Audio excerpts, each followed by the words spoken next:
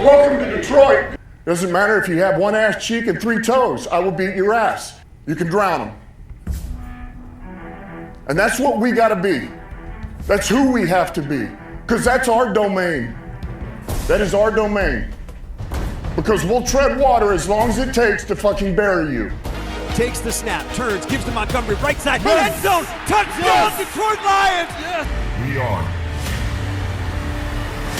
driven by Detroit. Hello, Detroit Lions friends, fans, and family members. Welcome on back to yet another episode of MCM Motor City Mania. I'm your host, David T. Pike. And as always, we're diving on in. Whenever you have a conversation about, coaching positions that are available, I'm going to tell you this right now. It's almost as if people kind of get into what I would like to call a vacuum in a sense. And what I mean by that is people get into this viewpoint of, we just have to focus on these certain elements. We just have to focus on this, we just have to focus on that, and if that person checks this box off and that person checks that box off, then you know what, they're a pretty good candidate. And that's a nice thought and all. It's really an easy way to think about it, but I'm going to tell you something that most people probably won't tell you. That is a very, very simplified way of looking at things. And I'm further going to tell you this. When you start thinking about positions or you start thinking about coaching in those simplified terms, chances are you're not going to get the result you're looking for. Now, why exactly am I saying this? Well, as the title of this episode is referring to, the Detroit Lions media, and I'm not saying specifically the Detroit Lions, own personal media, such as, the coaches or, things like that, or, podcasts that have direct correspondence or direct affiliation with the Lions. I'm talking more specifically, big-time podcasters, like Woodward Sports and things like that, where, they have a closer personal aspect to the Lions, but they're not directly affiliated with them. Or I'm talking about, certain beat writers, I'm talking about other people that it's like, hey, you know what? These are people that are not directly associated with the Lions, but they have a lot of supposed insider access. They have a lot of, ability to talk from more than just an kind of like a abstract sort of concept. And the one thing I've noticed ever since, and even before John Morton got fired, is that everybody has done the exact same thing when it comes to talking about this offensive coordinator search. They've all talked about it in the exact same aspect. They all talk about it from the perspective of, okay, you need an offensive coordinator that, like everybody's agreeing on, that's innovative, creative, has the ability to call the game correctly, balanced, the whole 9 yards. But what nobody's talking about is what I would like to call, the pink elephant in the room.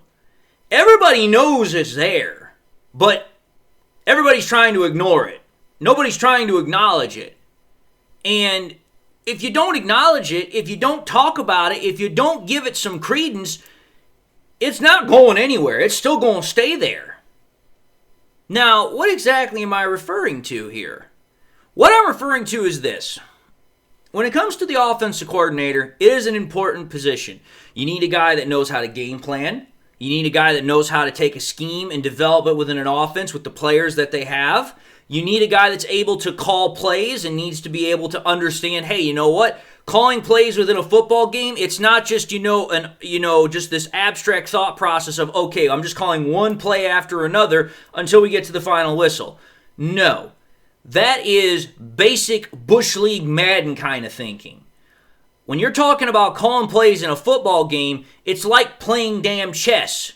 And what you're trying to do is play a better version or a better game of chess than the defensive coordinator, whoever's calling the defensive plays opposite of you, is doing. You're trying to play chess when the other person's trying to play checkers, is in essence what you're trying to do. So that's what I'm trying to get at here, because you have people that are looking at that perspective of it, But what they're not looking at is that for all of the quote-unquote supposed, things that these offensive coordinator candidates have to check off, whether it's, Mike McDaniels, whether it's Jake Peets, whether it's Mike Kafka, whatever the case might be, nobody's talking about the one particular issue that needs to be talked about. And it's very simple. Let's just call it for what it is.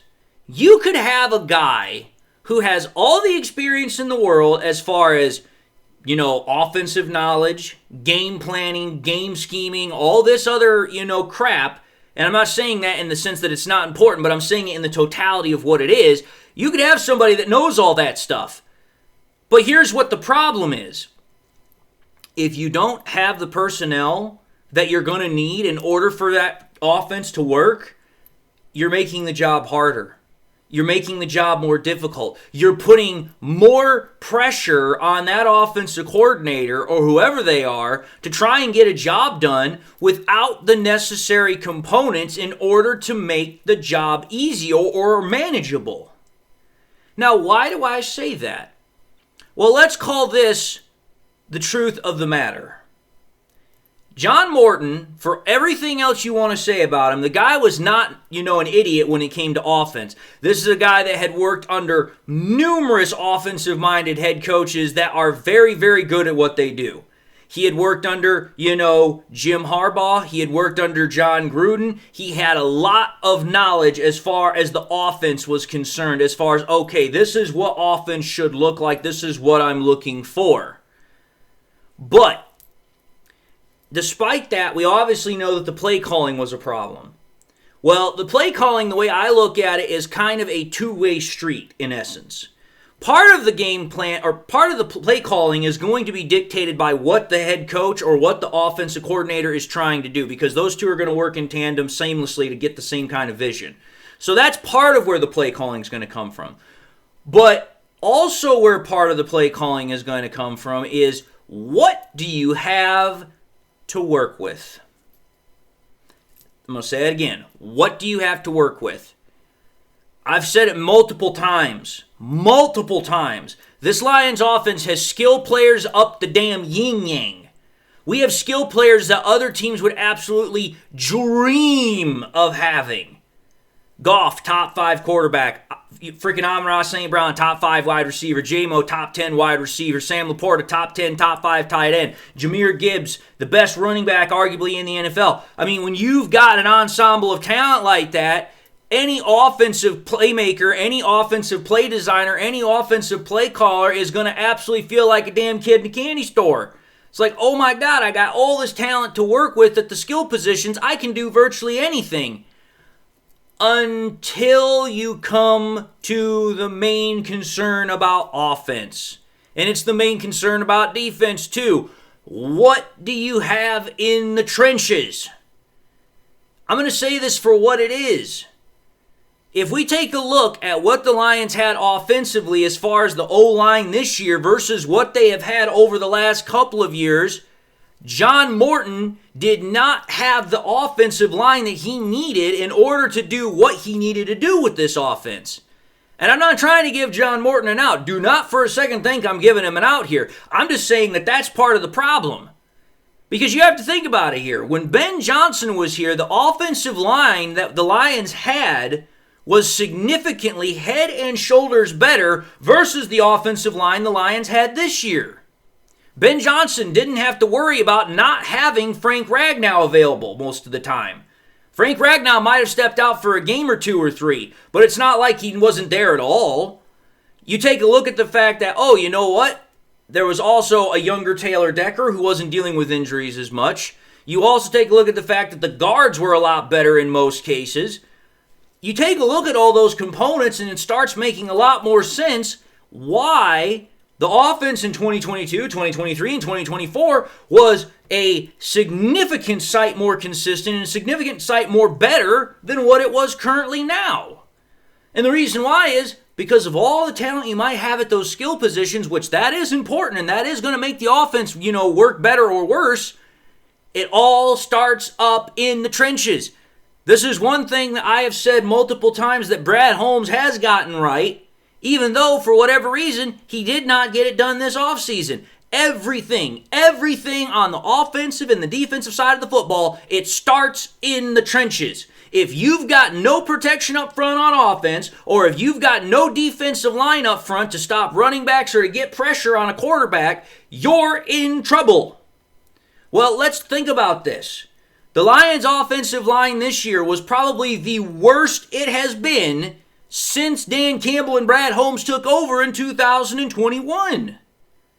You had, in essence, 2 rookies at the guard positions. Taylor Decker had to fight through injuries all damn year, whether it was his shoulder, whether it was illness, whatever the hell it was that he was dealing with. So much so that, as we know, he's contemplating retirement. You also have no Frank Ragnow for the first time in a long time. So the only consistent factor that you have for virtually 95% of the season up until the last game of the season is Penei Sewell. That's it. When you think about that versus everything else that the Lions have had, even as a rotating or revolving door at offensive line, for anybody that's coming in not only as a first-time offensive coordinator in 10 plus years, but is also trying to take over for Ben Johnson, who did such a fantastic job for us. As much as I don't like him, I can't deny the truth of that matter. You are putting somebody in a damn near impossible situation. Damn near impossible situation.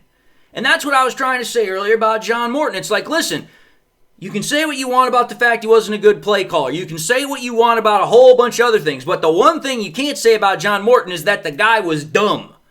The guy knows football. The guy knows offense. The guy has been around some of the biggest, best offensive minds in the business over the last 20-something years. He knows football. He knows offense. The problem was, and is, the offensive line was not there. And I don't care what anybody wants to say, because y'all know it's the truth. When you do not have an offensive line that you need, that's either needed to get the run game going, or that's needed to give your quarterback enough time to allow these deeper shot plays to open up like what we were used to seeing in 23 and 24, you're going to limit the offense. And when you limit the offense, that means you have to limit your play calling. And when you limit your play calling, you're going to find out that trying to be as consistent on offense as what you're looking for or what you want, it's not going to be there. Which, correct me if I'm wrong here, that is a literal snapshot of what we saw throughout the entire course of this season. Offense did not have the pieces up front to run the offense that it's normally used to running. Because we saw the players try to run that offense. They couldn't do it because they didn't have all the pieces offensively up front in order to run it. That's why the offensive line is so important for any offense, but especially for our offense. It's not because of the fact that we need it for Goff. Goff proved that damn in spades this year. Guy has about the same damn offensive production as a quarterback this year as he had last year when the offensive line was head and shoulders better. But yet everyone wants to say, well, the reason why the Lions offense needs to have a great offensive line is for Goff. Bull crap. It's not for Goff. Goff has proven that he does not need a great offensive line in order to be productive. He does not need an offensive line that is, the best in the league in order to get the job done. He proved that this year. The offensive line is meant for the entire offense to work. It's meant for everybody to be able to have the ability to work, but especially the running game. Go back to what Dan Campbell said when he was asked the question about how paramount it was to get the running game back to where it was. He said, it's everything. And it's not everything because, hey, you know what? We need it for Goff. No, it's everything so that way the offense is balanced. That way the offense can run exactly the way they want it to run. So, when you think about it from that perspective, it does not matter who the offensive coordinator is going to be in the sense of, oh, you know what? They have to have all these things in order to be considered a good offensive coordinator hire. That's not what's most important here. Yes, you do want a guy that knows how to call plays, absolutely. You do want a guy that knows at least something about the offense. You need a guy that's going to obviously work with the scheme and the culture that's here in Detroit. Those are all important. But it's all going to start and end for that offensive coordinator what the hell Brad Holmes does with fixing this damn offensive line catastrophe. Because as I've said it before, I do not think that the offensive line has been such a big problem or such a big issue that the Lions they're going to have to figure out at almost any time during Brad Holmes' tenure. You have to think about it here, seriously. In the entire time that Brad Holmes has been the GM of the Detroit Lions, he's kind of plugged pieces in here and there. Drafting, freaking Penei Sewell, drafted Tate Ratledge, but it's like periodically he's only had to plug in a piece here or there. This offseason, it's not even going to be close to that. I've said it before, I'm going to say it again now. The Lions' offensive line, pretty much from the center all the way to the left tackle, you have to consider that you need to renovate. You have to consider that you need to retool. Because I'm going to say this right now. Graham Glasgow? No, not going to cut it for another year's center. I'm sorry. And again, you have to ask yourself this question too, because people asked him in the locker room after the last game whether or not he was going to retire. He kind of gave a ho-hum answer like, well, we'll see. And it's like, dude, the guy's going to be 34 years old or something next year. You got to think, well, he ain't going to last much longer. You got to take a look at the fact that Christian Mahogany, who was our starting left guard for most of the year, he was not 100% even when he came back. So you have to ask, well, is he going to be 100% when we come back next year? Or can we find somebody better and maybe we can use Christian Mahogany as a swing guard or somebody that can fill in or add as another offensive lineman for jumbo packages? Then you take a look at freaking Taylor Decker. Like I said, been dealing with injuries all damn year. You don't know if he's going to come back. He's already made it very, kind of abundantly clear based upon his emotions and based upon how he was at the end of the last game that chances are most likely this was his last year. He's done. Because at some point the physical starts taking a mental toll, and we've heard it from him. It's like, listen, the ability to sleep, the ability to function, the ability to do all these things, it's not normal for him because of the injuries he has to deal with. So it's like, listen, left guard, left tackle, center, all of these are question marks that you've now got to get fixed. And the reason I say that is because if you don't get them fixed, I don't care who you bring in as an offensive coordinator. You're going to make their job that much more difficult. You're going to make that job for them that much more, troublesome, because if you don't have an offensive line up front that's able to run the offensive scheme that Dan Campbell wants, it does not matter who you have in. John Morton had all the experience and all the knowledge in the world as far as offense was concerned. Yeah, the play calling was a big problem, but like I said, the play calling is dictated by what the head coach wants as far as the offense is concerned, but also based upon the personnel that you have. The Lions' personnel up front was not good enough to run the offense that we are used or accustomed to seeing over the last couple of years. If you don't fix that this offseason, I'm just going to give you an FYI here. Chances are it's not going to be much better next year. It don't matter if you get Mike McDaniels. It don't matter if you get, any other one of these top, offensive-minded coaches that are out there. You need to give that offensive coordinator the offensive line up front in order to make everything else work. If you don't, you are seriously setting them up for potential failure. That was part of the reason why Ben Johnson did so well here in Detroit. Yes, he had the skill positions, and that was, gradually improved over his time here because, hey, you know what? We get Sam Laporta. Hey, you know what? We get, Jahmyr Gibbs. Hey, you know what? JMO starts becoming a weapon for us, blah, blah, blah, blah, blah. He had all that. But the thing that Ben Johnson had that John Morton clearly did not have, as far as from a personnel standpoint, the offensive line. The offensive line was severely much more consistent and better when Ben Johnson was in charge because we didn't have to worry about all the nonsense that we've had to worry about the last year as far as, okay, Frank Ragnow's gone. We've got pretty much rookies working at the guard positions. We've got an aging, injury-prone, left tackle in Taylor Decker who's fighting through every week just to be able to play. When you start putting all that together, it's like, okay, here, it doesn't matter how much knowledge an offensive coordinator or an offensive-minded person like John Morton had. He was going to be in a really tough position to try and actually make things work. And the funny thing about it is that even though the offense was inconsistent as hell, we were still a top 5 offense as far as producing points. So think about that. If you're able to get that offensive line fixed and you still get a good offensive coordinator, this offense can be the best in the league, just like it was in 2024.